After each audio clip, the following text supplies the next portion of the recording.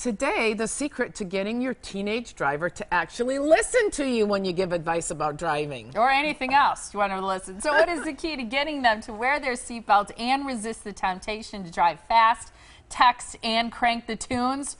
We're going to find out from Ann Scallon. She's the publisher and editor of Before the Wheel. It's an incredible resource to help people like me who have people in the house learning to drive. And what a stressful time it is. But I like your attitude about it, because it's like, this is a privilege. This is an exciting time in the life of a teenager, but it's all in how you handle it. I wish we had had that when my kids were learning to drive. I found it so much more stressful than, even though they were nervous about driving, for me it was almost worse than that. Right. Tell us a little bit about this program that you have. Sure. Well, the point is really to be celebratory. You're as excited for your teen to drive as they are, because for most of us, it really cuts down on the running around that we have to do. Yeah. So I say, you know, go out, celebrate, talk with them, and have it be a really open, engaged conversation. You don't want to start with a lot of do's and don'ts, and these are going to be the rules, and, you know, just, you don't want them to turn off. So a lot of times it's good to kind of talk about some of your experiences when you were younger, and your teen may be surprised. Even the bad decisions you made? Should you discuss that? Yes, bad decisions or situations you got in that weren't entirely your fault. You know, I took a ride home from college with somebody, and the driver got into a road rage situation that was extremely dangerous.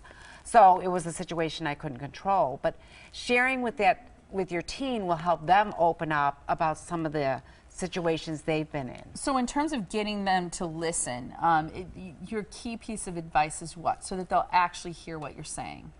Is to have that open, engaged conversation, the non-judgmental conversation. And I like the point that your program makes, that we all make mistakes, and that for the smaller ones, forgiveness is important. And when you've got your phases, it's important that you don't withdraw all of the privileges for one little mistake. Can you talk a little bit about that? Sure. I recommend, you know, starting them out with privileges that are, you know, drive to their friend's house that they're used to, the mall, the movie theater. Good. Because they've been a passenger. They've gone on those routes.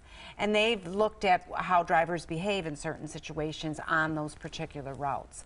So you're kind of starting out, they're in a little bit of a comfort zone.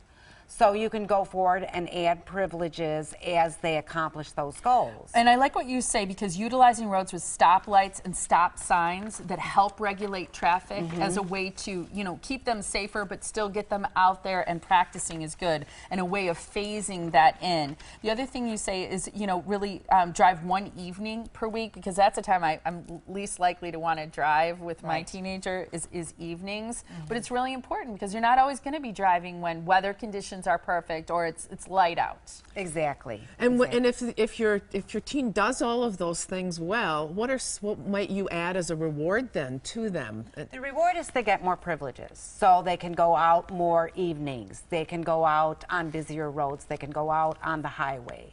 So you have to hold up your end of the bargain. If they listened and did what they were supposed to, give them more privileges, go out and celebrate again. Remember, this is a long-term conversation.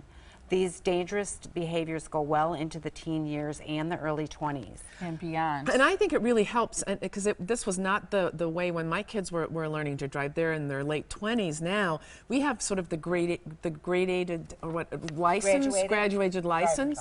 So that must also help play into this a little bit too, right? It does. The graduated driver license says that they cannot have more than one passenger who's not a family member. And I like that you say have certain non-negotiables, and I like your list, and this should be true for everybody. So along with following the graduated driver license regulations, which are by law, and asking them to adhere to those, is turning off the cell phone, the volume, the vibration, so they're not distracted by even hearing it.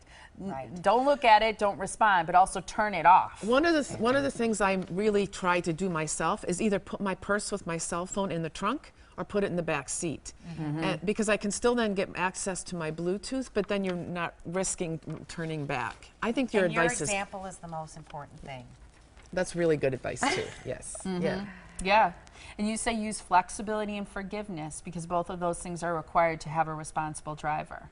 Right, they're going to make some mistakes. So don't say, I'm withholding all your next privileges because you bumped somebody in the high school parking lot or something like that. Where you say it's bumper cars. I love Yeah, that. it's a crazy place. And keep in mind, you don't want to make a big deal out of everything, and you want privileges to continue to go forward, and that's what the teen wants too. You can find this great resource online by going to beforethewheel.com. So thankful there is somebody like you doing something like that. Anne, thank you so much. Thank you. Always great to see you.